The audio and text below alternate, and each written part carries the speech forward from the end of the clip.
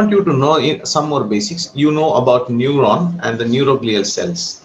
Leave out about neuron because you know neurons very well. So I'm going to neuroglial cells. So what are these cells? What are the significance of these cells? These cells are there in the brain, the brainstem. Also present in good quantity in the subcortical and cortical structures, but they are not present in the spinal cord. They are not present in the peripheral nerve. So going to be better than the brainstem. The recovery rate of brainstem is going to be better than the spinal cord.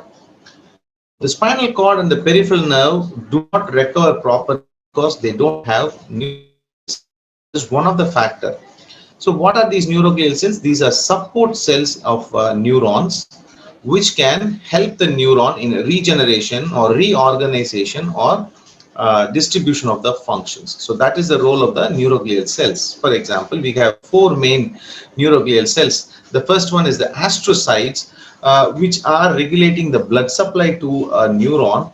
They adhere with a neuron with the blood cells, and obviously if the blood vessels are adhered to the neuron, it is going to maintain the internal ambience or the environment of the nerve cell by bringing in more nutrition and taking out the unwanted products from the neurons. And they also help in the blood-brain barrier. So when I say blood-brain barrier, every infection cannot reach into the brain and the nervous system. Every infection of your blood cannot be transmitted to the brain because there is something called as a blood-brain barrier. Is formed by some anatomical and functional components which prevents the infection from crossing the barrier and getting the brain affected.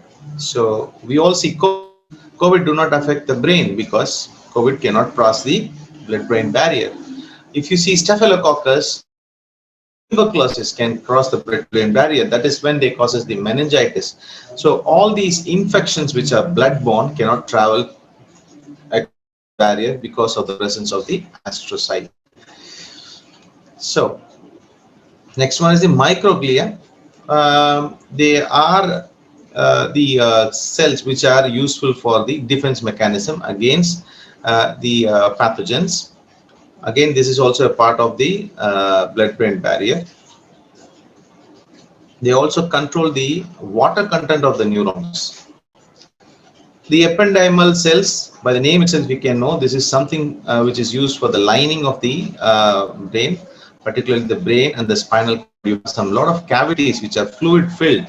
So those fluid filled cavities can be they are lined by the ependymal cells, and they also influence the production, transport and the absorption of the cerebrospinal fluid. Apart from that, you have oligodendrocytes, like you have Schwann cells in the peripheral nervous system. You have the oligodendrocytes. They are the one which produces the myelin sheath. The myelin sheath that is produced in the central nervous system is different from the myelin sheath that is produced in the peripheral nervous system.